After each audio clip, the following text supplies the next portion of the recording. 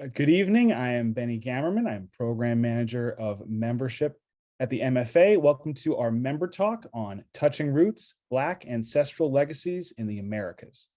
This exhibition is open through May 21st, 2023. We will have a Q&A at the end of this presentation, so feel free to submit your questions anytime via the Q&A function, and closed captions are enabled, so please turn those on if you prefer. It is now my pleasure to welcome our speakers, Dr. Martina Tanga, Exhibition Curator and Curatorial Research and Interpretation Associate, Art Bridges Initiative, Museum of Fine Arts, Boston, and Dr. Reiland Rabaka, Professor of African, African American, and Caribbean Studies, and Director of the Center for African and African American Studies, University of Colorado, Boulder. Great. Thank you, Benny, for that wonderful introduction. I'm so honored to be in conversation with you, Reiland, especially because the book that you published in 2015, The Negritude Movement, and the wonderful figures that you talk in this book, W.B. Du Bois, Néron Dumas, Aimé Césaire, Léopold Senghor, Frantz Fanon, were so important to the collective and collaborative ways the exhibition came to be. And I will run through a little bit of the show with you all. So tonight I'm going to be in conversation with Dr. Rabaka. As Benny introduced us, I'm going to give you a little bit of a summary of the show Touching Roots that Benny mentioned, that's on view on the third floor of the Americas wing. It will be on view for a little longer than May. It has just been extended till the end of July. And we're working to update that information on the website and other places as well. And then Dr. Rabaka is going to give us some defining terms and situates us in this language of the 20th century, these key terms like the Negritude movement, the Harlem Renaissance, and then we're going to dive in and discuss together a couple of artworks in the exhibition specifically. So that's our agenda for tonight, and I'm really, really excited to be here with you, Dr. Rabaka. So that we all, we're in this virtual space, but to situate you in relationship to the exhibition, Touching Roots, Black Ancestral Legacies. It's on the third floor of the American wing of the Museum of Fine Arts in Boston. And I hope that if you haven't yet, you will come and see it in person. The works in this gallery presents Black artists of the Americas who explored their connections to the arts of Africa in the 20th and 21st centuries. They turned their gaze towards the continent, and through artistic traditions, aesthetic expressions, and spiritual practices, they thought and negotiated notions of identity, ancestral legacy, and memory. The importance of this exhibition is that it centers a Black art history, which has been omitted from the canon and sidelined from accounts of American art. Moreover, the show highlights Africa's importance and cultural contributions, which have been neglected in our general understanding of modern history, politics, economics, spirituality, and much more. And this is where I think the show and your book, Dr. Rabaka, really have some incredible synergies. I want to say from the outset that this show was the co-production of myself and four partners. Together, we co-curated the exhibition, and I want to mention their names here: Shanoa Baker, Kira Malika Daniels, Stephen Hamilton, and Napoleon Jones Henderson. If you're participating in this, listening in on this webinar, I want to shout out and extend a warm hello to you. So Dr. Rabaka, I want to hand it over. Well, here's another view of the installation of the show. but I'm going to stop my screen share. I'm going to turn it over to you for a little bit so that we can talk about some of the really key terms that you define in your book. So it's not just a biography or sort of a journey of these key figures in the book that I mentioned, but it's also a really important definition of the evolution of these ideas and how they came about in these terms, like the Negro movement, the Harlem Renaissance, negritude, which is such a big term that encompasses different geographies and was interpreted in different ways by different people, Pan-Africanism. So I hand it over to you to give us some frameworks to think about. Oh, well, thank you so much for that eloquent introduction. Again, thank you to the museum and to you, to Benny, to Clover, and all to the fine folks who are in the audience. To begin, I think that we need to grapple with, the meaning of negritude. What is that? I think first and foremost, and I don't think that we can really begin to talk about what the negritude movement is unless we begin with Pan-Africanism, right? Because the negritude movement is an offshoot or a iteration of Pan-Africanism. When we say Pan-Africanism, we mean the thought of the connections between continental Africa and the African diaspora. We're going to be using that term a lot tonight, diaspora. And essentially, we're talking about African people who do not live on the African continent. So we're talking about African people worldwide, off the African continent. In fact, in the words of Marcus Garvey, we're talking about African people abroad, if you will. That means outside of Africa, and in particular, the distinct cultures that those African people outside of Africa have developed, right, in the diaspora. If you go to somebody like Paul Gilroy has a book called The Black Atlantic, and he's literally saying everywhere that they enslaved African people, right, all around the Atlantic, now you have this unique culture. In fact, Martina, it makes me think about Wole Soyinka, who said that now Africa does not stop where salt water licks its shores. Africa is wherever African people are. That's the diaspora. That's the negritude movement. That's the concept of Pan-Africanism. Why? Because we know that one of the great tools of colonialism was divide and conquer.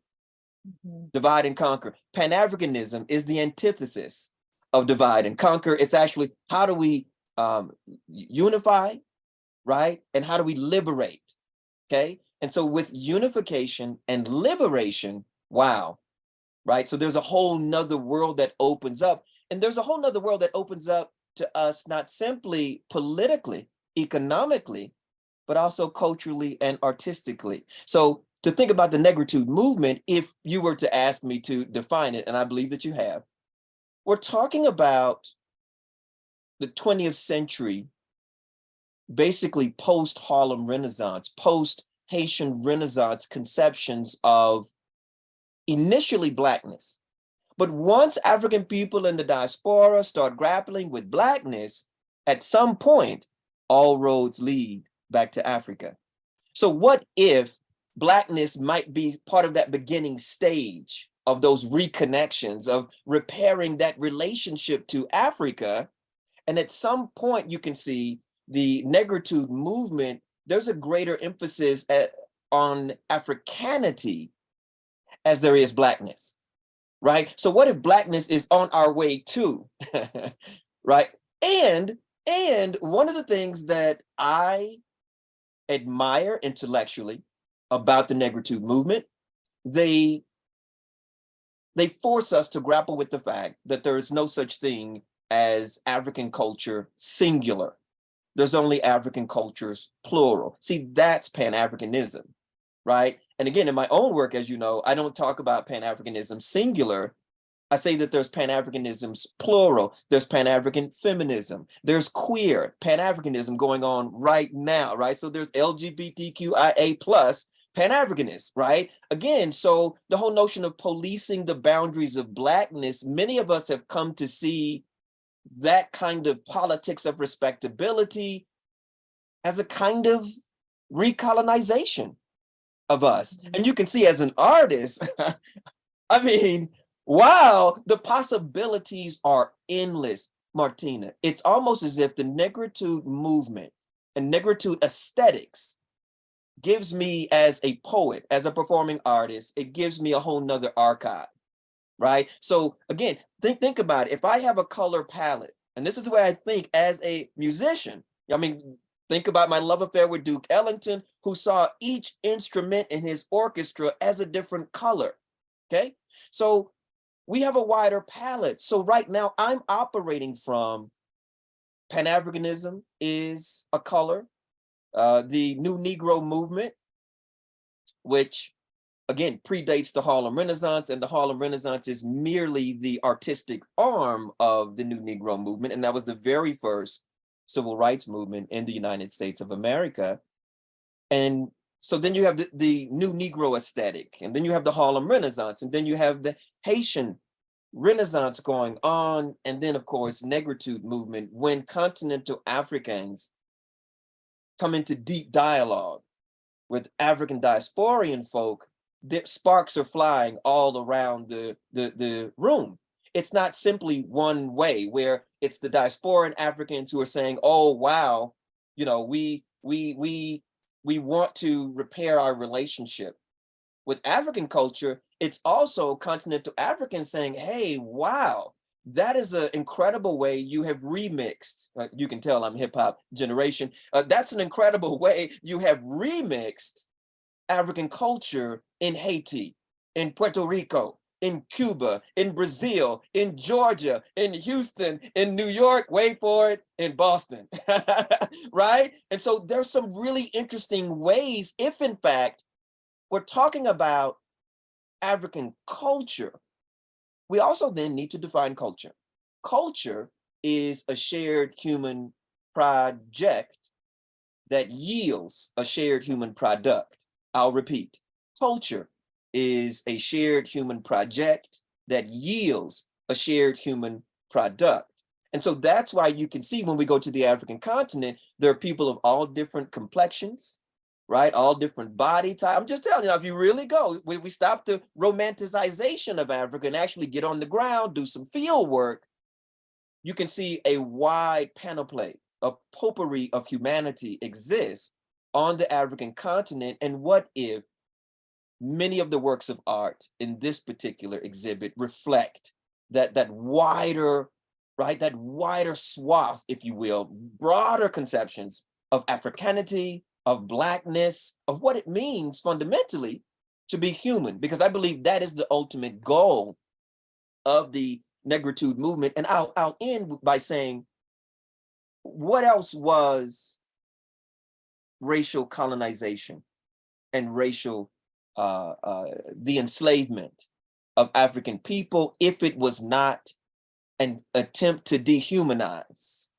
Okay, so again, that's going to be another concept that's fundamental to understanding this art. So after 400 or 500 years of efforts to dehumanize African people, both on the continent and in the diaspora,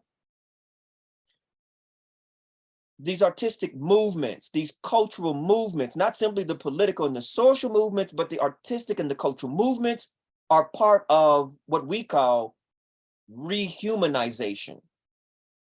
Okay, rehumanization means that something happens when we see an Alvin Ailey dance. Something happens when you hear James Brown and he says, right? I mean, the nonverbal, right? Sort of the grunts and groans and hollers and moans. I mean, that's an affirmation of a very special kind, if you will, of humanity. And I think universally, a lot of us resonate with that all over the world. You can't put on some salsa music and I must just start moving. Oh, right? If you put on some of this beautiful music coming out of Brazil, Bahia, right? I could just go on and on. Don't put on no reggae music, right? By Marley. Again, reaffirmation of their humanity. So Frantz Fanon in Black Skin, White Mask says that he wanted to assert the full extent of his humanity on the colonizers, to let them know he was not whatever stereotypes that they had about him. He wanted to fully assert that. And when I hear Billie Holiday singing Strange Fruit 1939, I'm hearing a sister affirm the profundity, the majesty, the beauty of her humanity. So art as a tool, a technology through which we are literally rehumanizing ourselves, but also other beautiful human beings. We got a lot of allies. We got a lot of kinfolk, right? Yeah. All around the world. And I think I'm looking at one right now. Martina, take it away. No, I'm just that's getting lovely. started.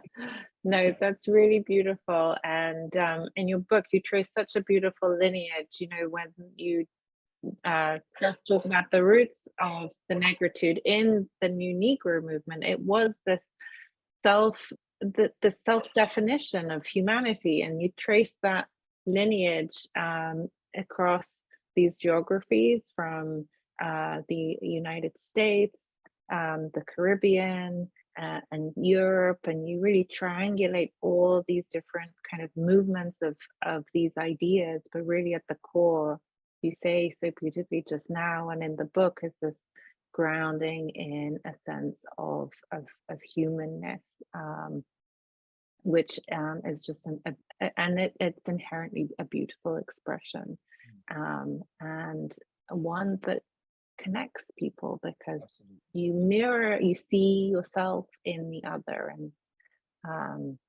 so let's dive into some of the Let's go. artworks Let's do it. in the exhibition. All right.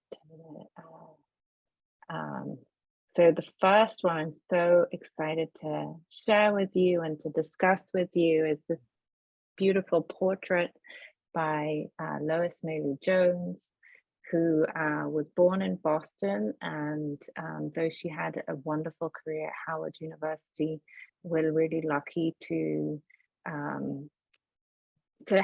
celebrate her in Boston, because she grew up there and she continued to have a studio on Martha's Vineyard, and she had a huge impact on many generations of artists in the Boston area. She was really, though she didn't make her home, her adult life in Boston, she had an enormous impact on the art ecology and nurturing multiple generations of artists. But this is an early painting that she made when she traveled to Paris on a Fulbright scholarship, and she was in her early sort of 20s, and she was involved in learning about the world.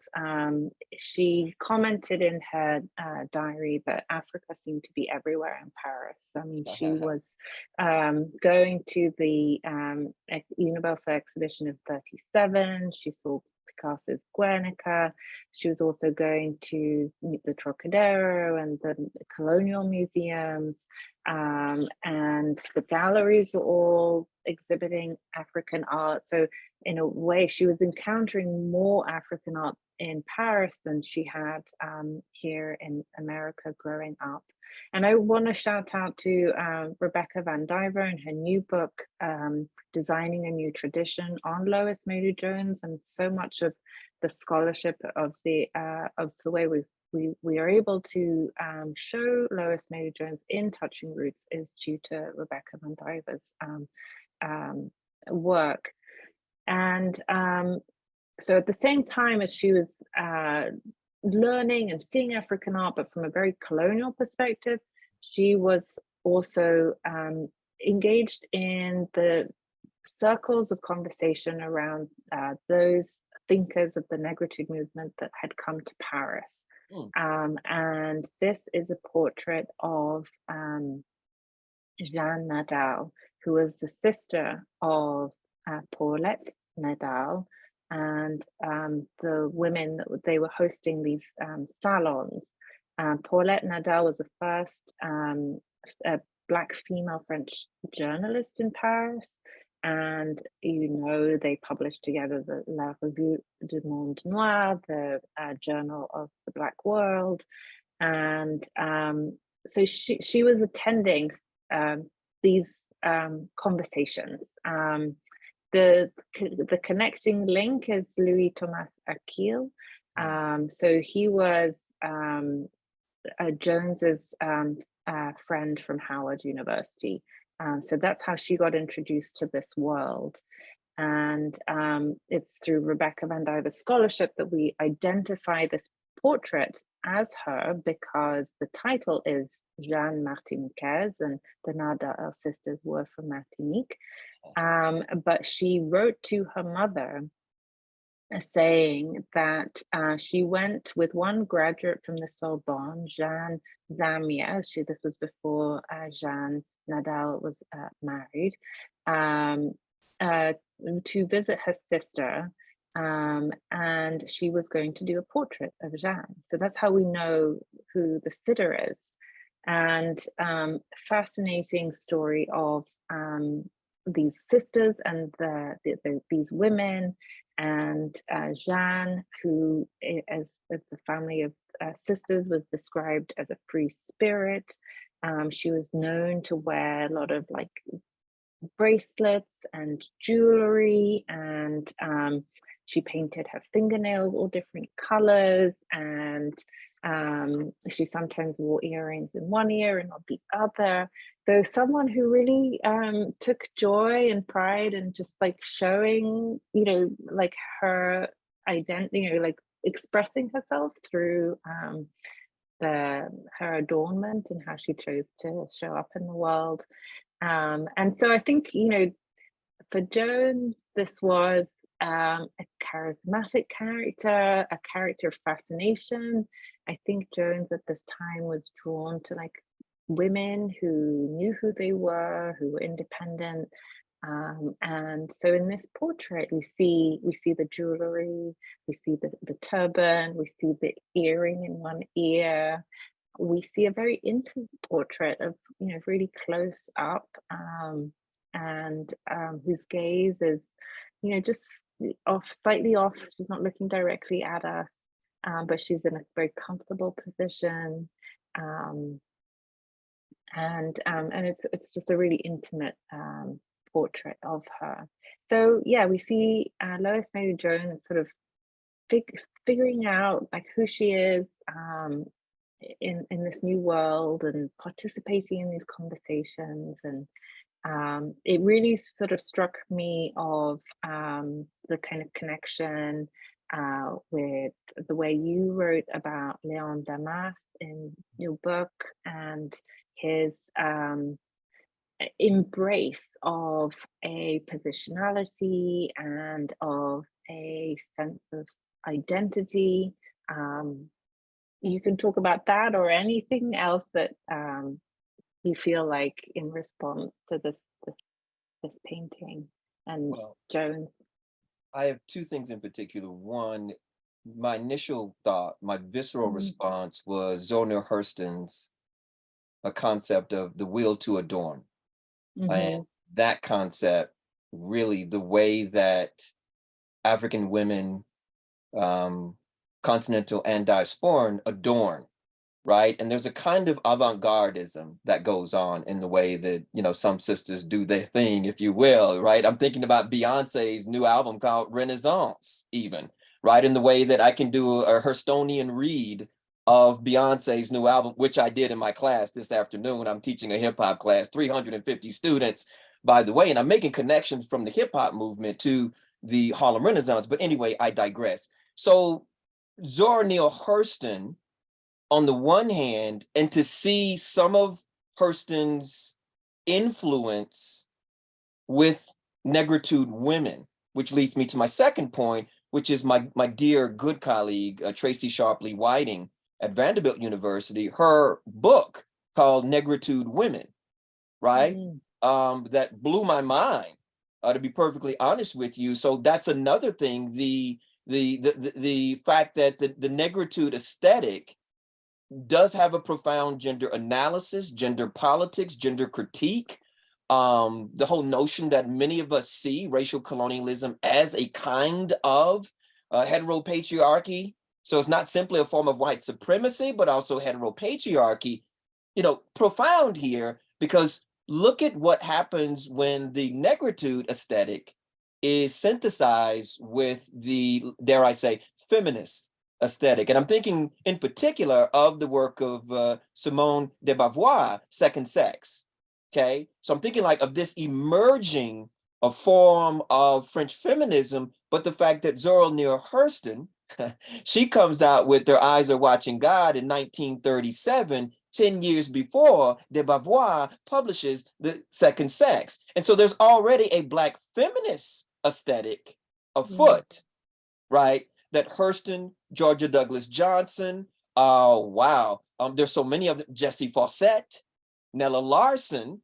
If you sort of think about the ways in which women are expressing themselves and drawing from, but profoundly contributing to the new Negro aesthetic, I mean, there's just a whole nother world. And then lastly, to close out.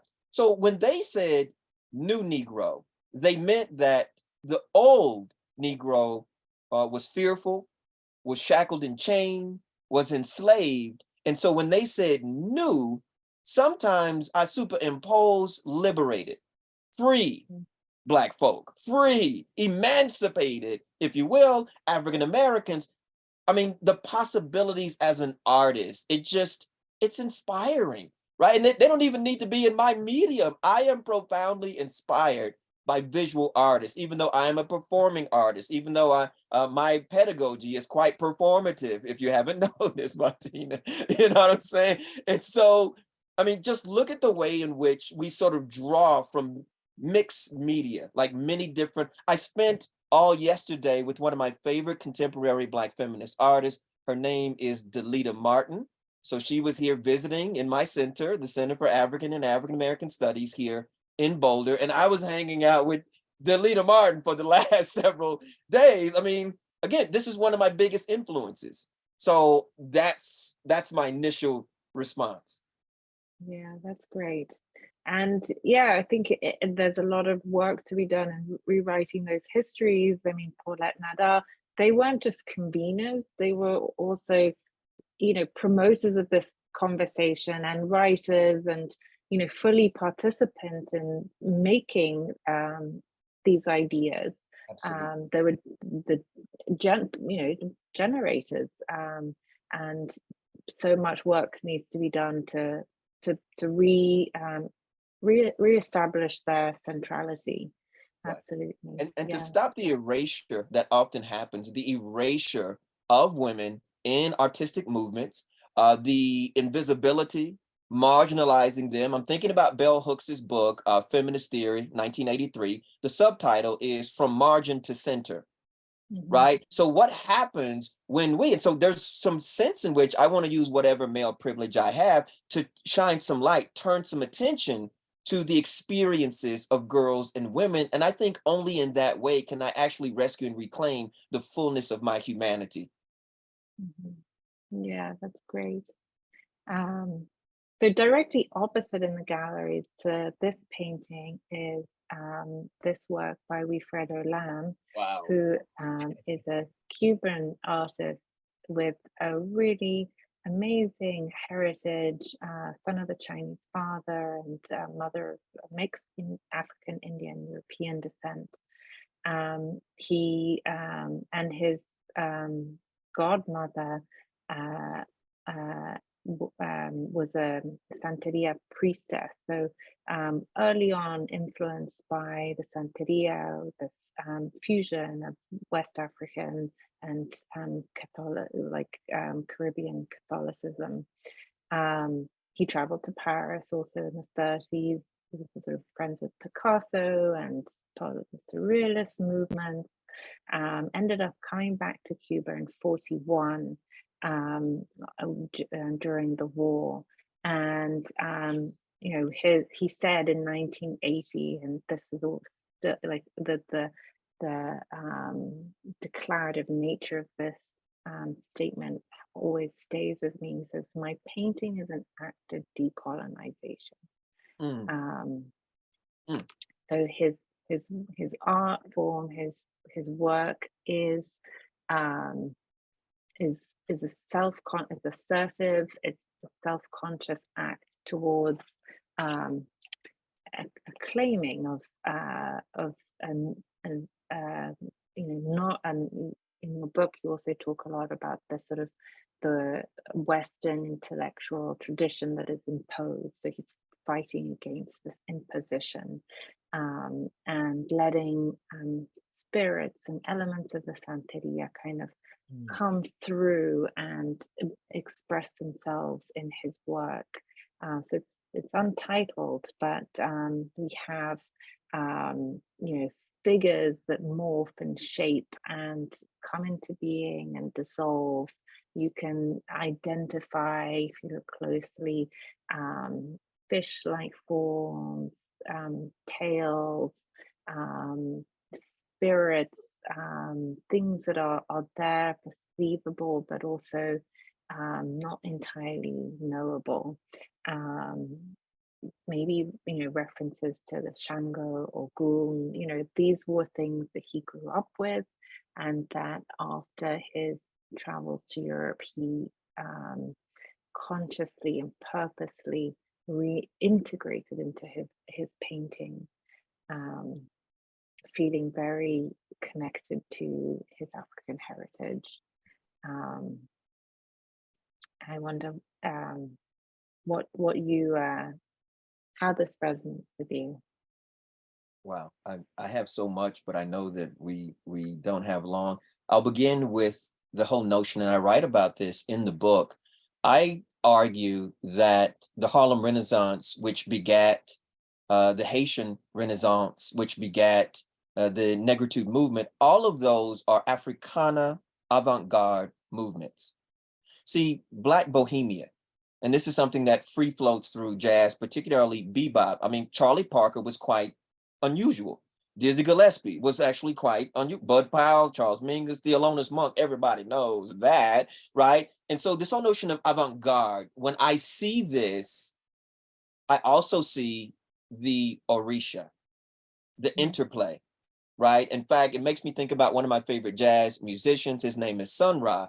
And Sun Ra, one of my favorite albums by Sun Ra is called Angels at Play, right? So orisha, if you will, at play, understanding that in Santeria, the orisha are nothing but the multiple aspects of the one, right? The great parent of the universe, right? The all spirit, if you will. Some people might even say the all mother spirit, right? Because we're talking about Santeria, right? And so it's really important to see the orisha. So what about artists that are influenced by the orisha? When you listen to Fela Kuti, you're hearing orisha music. When I'm looking at this, I'm seeing orisha art.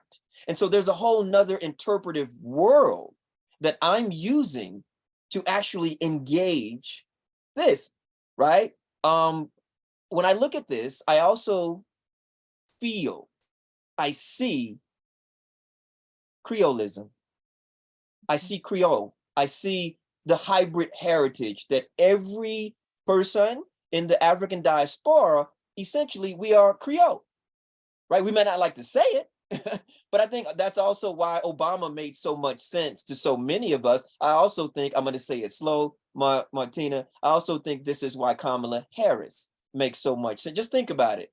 Both of their hybrid heritages are quite apparent, but when it comes to African Americans, because of the trauma and drama surrounding our hybridity, our creolite, we don't, there's a hush. We know it, but we don't discuss it. And I feel like works like this drag it from margin to center. They focus, they allow us to sort of open up whole new avenues of discourse. And that's the profundity of this particular piece. And then, of course, I think about all of the aquatic orisha, whether we talk about Lukulun or Yemaya, I could go on and on, or Oshun even, right? I'm thinking about all of the ocean, the river, the lake deities, Orisha, and I'm literally seeing them all interacting. It's almost as if this is one of those moments in ceremony and ritual where it transcends space and time. And so the three-dimensionality that you and I are used to, that goes out the window while we are looking at what happens when you open up other dimensions. Yeah, that's beautiful. The kind of the intertwining. You don't know quite where one thing begins and the other one ends.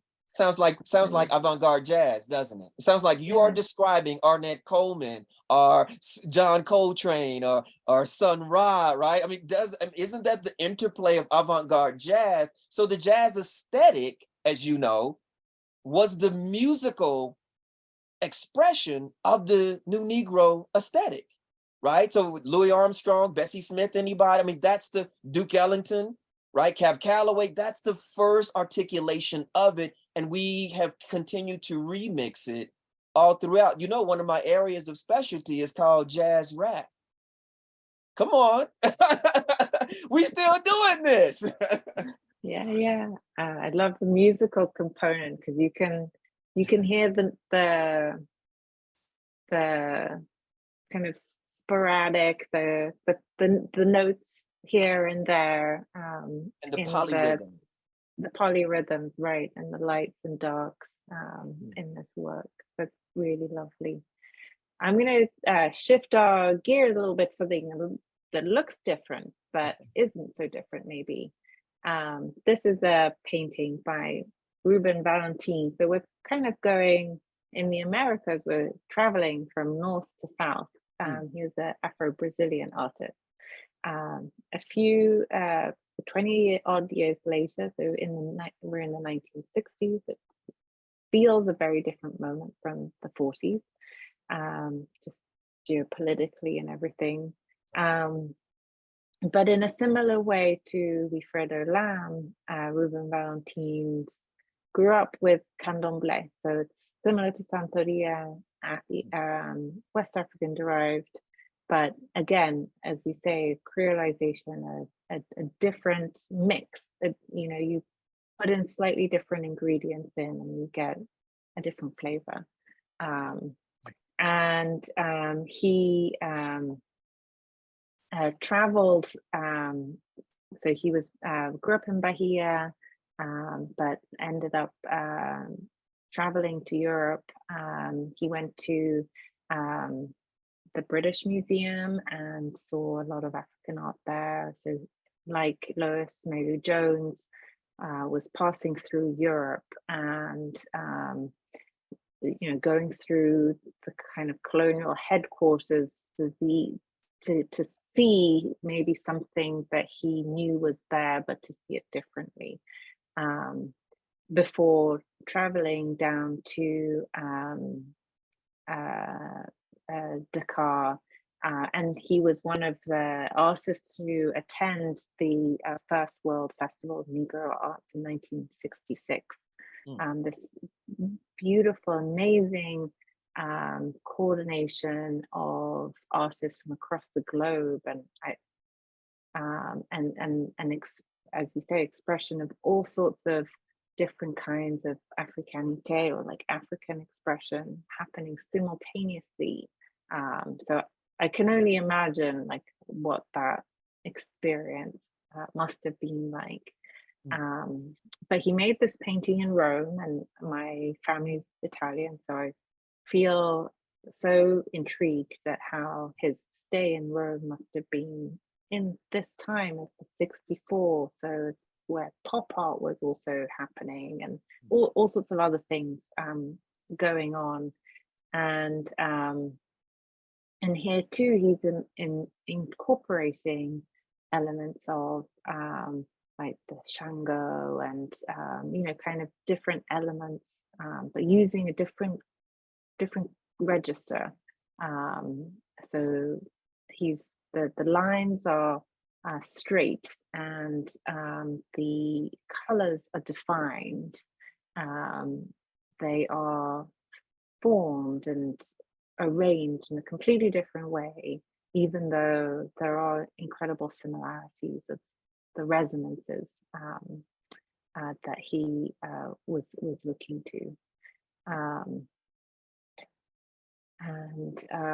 Yeah, it's a slightly different time period, and I don't know if you want to talk about sort of the 1960s and Well, and negritude coming kind of full circle at this time. yes, and this being a year after Fanon has passed, 3 years after Fanon's passed, 1 year after The Wretched of the Earth is finally sees the light of the day. My initial response would be two things. There's a theme that's going on with the Africanisms. I would even say African spirituality, and even the way that in the diaspora, there's a reimagination.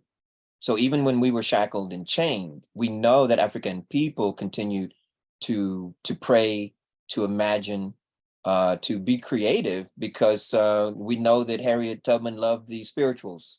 Frederick Douglass, in all of his autobiography, all of his narratives, he talks about these spirituals. So again, what happens when you enslave artists? Okay. You can't enslave creativity, you just can't. You see? And yeah. Martina, one of my favorite writers, her name is Alice Walker. She wrote a book in 1983. She published it. It's called In Search of Our Mother's Gardens. And in that book, she says, how many Bessie Smiths and Billie Holidays and Aretha Franklins were there before Bessie Smith, right? Billie Holiday and Aretha Franklin, but they were shackled and chained. They were, they weren't able to develop to their fullest potential, which is why you can also see I'm very committed to womanism. I'm very committed to women and girls developing to their fullest potential. See, that's a kind of radical humanism that by the time negritude is taken to Fanonism, by the time it evolves into Fanon, the work of Frantz Fanon, you got a radical humanism that's going on there. I want to return here. The colors. It is not lost on someone like me that Valentin uses the colors of the bandera. That means the red, the black, and the green. Red is for the blood that they show. Red is for the blood that they shed. Black is for the people, and green, that's that Afrofuturist color of fertility. That means we hope and we pray for a brighter future for our people. Then also the blue. Wow. So, the blues aesthetic, some of this looks like a guitar, or some of the juke, some of the homemade instruments that we see that African people played during their period of enslavement, right? The beautiful brown and beige, it makes me think of Duke Ellington's classic 1943 suite called the Black, Brown, and Tan Fantasy, right? Where he's talking about the different hues, the different complexions of African Americans, meaning the African diaspora, African people throughout the Western Hemisphere. Then when I look at this, it also makes me think about Adinkra symbols coming out of West Africa. My initial response was, wow, those are remixed Adinkra symbols. So now I'm thinking about Africana semiotics, the way that we share symbols and signs. Like right now in my class today, I had some young folks, they had on New York baseball caps. Somebody else had on the LA baseball caps. Somebody had on the Houston Astros caps, or the Chicago Club, or the Boston, right? Right? And so they're representing, if you will, their hometowns. I think about the way some folks have tattoos. Some of the piercings, where you place the piercing, right? As you said, which side, which ear you're wearing the one earring in, means a lot of different things. So what about the subcultures within our cultures? And what about the way certain artists actually speak to that as well? So again, I could spend all day on this. And then I'm also noticing from Santeria to Kudamble, Ifa, what some people call Yoruba, right? Yoruba is actually a cultural group, a quote unquote ethnicity, but the actual spirituality, the spiritual tradition is called Ifa. And we all know that disproportionately, lots of Ifa, lots of Yoruba folks were enslaved and spread all over the world. now we have all of these different expressions of this central spiritual tradition, and they've remixed it for their new environments that they're in. And you can clearly see from the last two pieces in particular, the way that there is an Ifa aesthetic. I mean, that's really like right now in Africa, there's an African Renaissance going on in the galleries, right? Which most of the world is completely oblivious to. But this work actually is proto the 21st century African Renaissance. As you know, I just published a piece in the Journal of African Renaissance. This is how big this thing is. From Nelson Mandela's presidency, right, in South Africa, moving forward, many people are saying that we are actually experiencing a renaissance, hence Nollywood that's happening in Nigeria. I can't even tell you about all of the East African along the Swahili coast, all of the incredible artistic expressions that are happening. And when I look at this work, look at how, even though it's created in the diaspora, it resonates so deeply and profoundly with the continental aesthetic as well. Yeah, that's great. No, it's really exciting time, and it's exciting to see how the work has, how people have built on others to feel, to build on that sense of creativity. So that's really great. We have a time. We're sort of running out of time. I know. 7:15. I had snuck in another artwork, which maybe I just want to pull up really quickly. Give us 5 minutes. This is an artwork on loan to the MFA by the artist Napoleon Jones Henderson, who I think when we chatted in preparation for this talk, you asked me about the Black Arts movement. He was one of the founding members of Afro-Cobra, and in your book you talk about how the negritude comes full circle. So I couldn't help but sneak this work in. Yeah. And if I can just point out the power of stitching, the power of quilting, that the meaning of that for African Americans in particular. Right now, my grandmother's 95. You already know that. I've shared that with you, and I was raised by my grandmother. The fact that she's probably quilting right now and waiting on me to report back to her how we did today. Okay. But the whole stitching together, is that not this whole notion of mosaic? Like African American culture is a very creolized, it's an incredibly creolized. We've stitched pieces that we've gotten from Africa, from France, from the French culture, from English culture, Dutch, from Native American, Mexican, all throughout Latin America, the Caribbean, right? I mean, so the whole quilting and stitching part, and there's something that we all sort of, I don't know, there's something about somebody like actually, not a machine, but somebody actually sewing it together, stitching it together, much like the pieces and fragments of our lives. There's a real beauty to it. There's a real beauty to it. Yeah. The weaving process, so labor intensive, so intentional, so involved that you have to be thinking way ahead to the final design, and you're caught in the moment because you're where the weft meets the warp. So you're both here and you're in the future at the same time. Thank you. We have about 10 more minutes, and I know we want to leave some room for some questions. I know there's some in the chat. I'm going to stop my screen share so that we can see each other. Hi, Benny. Thank you both. This is so fascinating and inspiring. So we will now continue with the Q&A portion of the evening. If you've not done so already, please submit any questions via the Q&A function. My apologies in advance if I mispronounce any names. I will absolutely do my best. We already have some in here right now, so I'm just going to get going in the order they've been received. So this is for both of you, this question. Do we know whether Paulette and Jean Nardal were in touch with Gertrude Stein, Alice B. Toklas, and their salon companions? Good question. I don't know specifically. I think they are some potential chronological overlap, but also maybe not quite exactly the same decade. So I don't know. Reiland, do you have more? Can I say again, I want to try to keep this as brief so we can get as many questions as possible.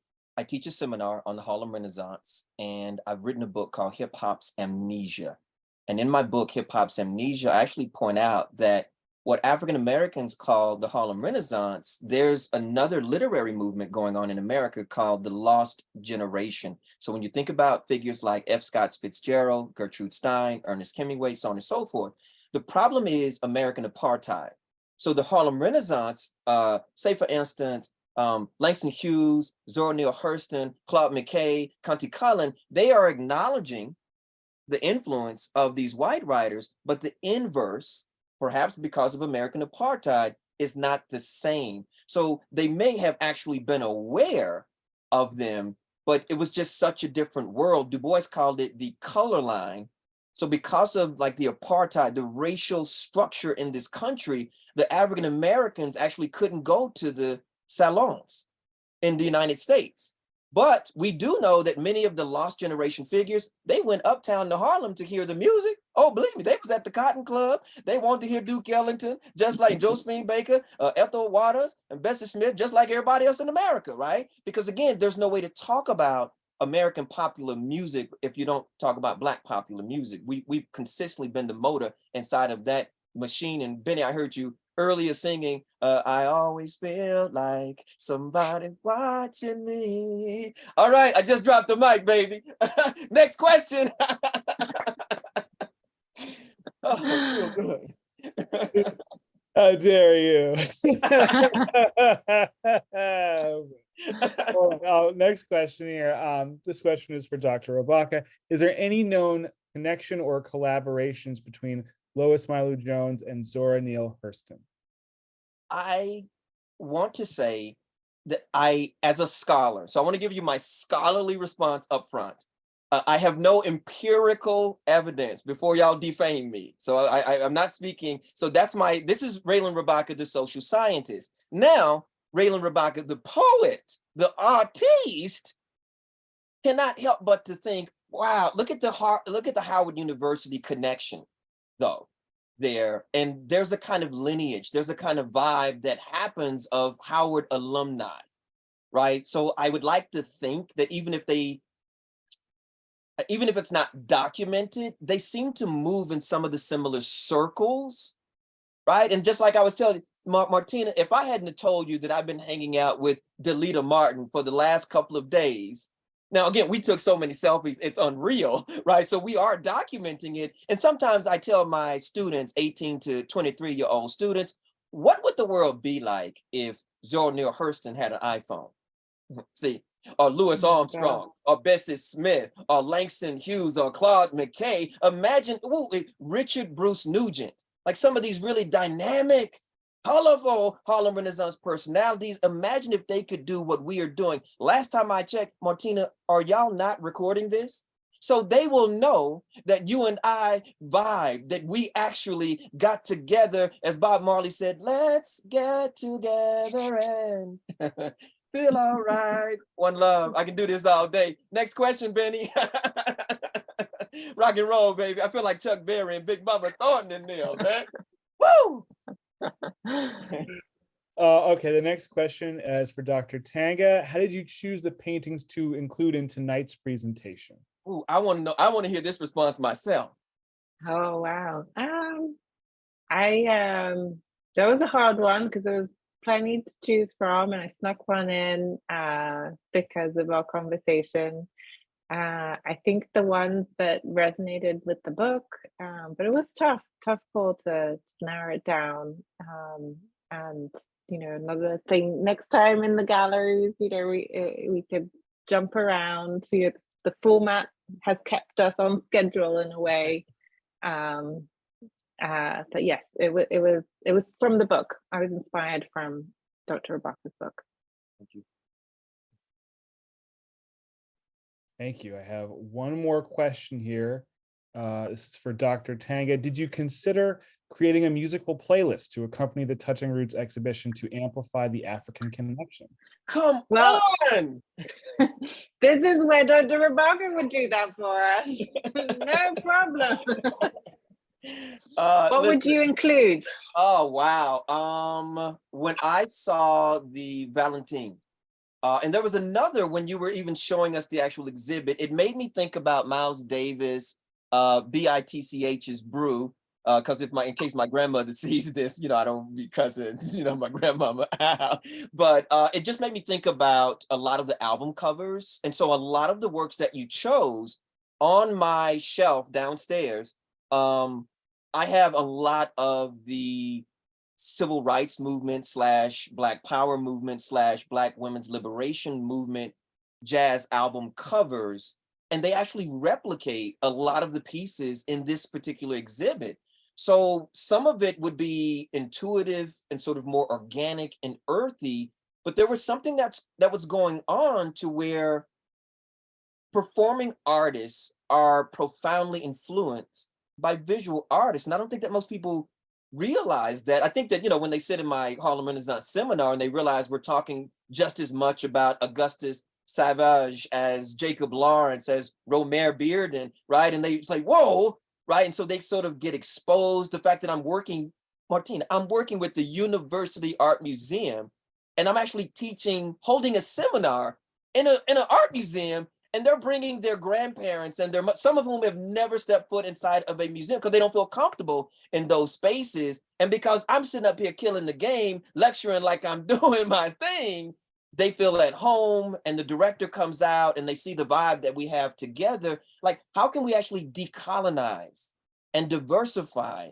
museum studies, museums? And I would not be me if I didn't close out, Brother Benny and Sister Martina, by saying, I think that programs like this, I think that events like this go a long way, right? I just spoke to the accreditation committee for our museum here. And again, because I'm on the advisory board, people were like, yo, so we literally, how can we make these spaces where we think about some of these events from the bottom up as opposed to the top down? That in and of itself is a decolonial act. So I want to shout y'all out for this incredible invitation, for the work that you're doing. Martina, when I'm coming to Boston, Benny, we're going to turn it out, right? So we're going to do this. And next time I come to Boston on my book tour, we're going to turn it out. I'm going to come by and I'm going to shout y'all out, and we're going to do this in real time. Okay. Can we make that? Can we touch and agree on that? Absolutely. Oh, in yeah. Real time. Deal. I'd love that. That would be incredible. Well, I cannot think of a better note to go out on. So I will simply say thank you so much to our speakers tonight. Thank you, Dr. Tanga, Dr. Rabaka. As you can see right here on the slide here, if you have any additional questions, you can email us at artoftheamericas@mfa.org.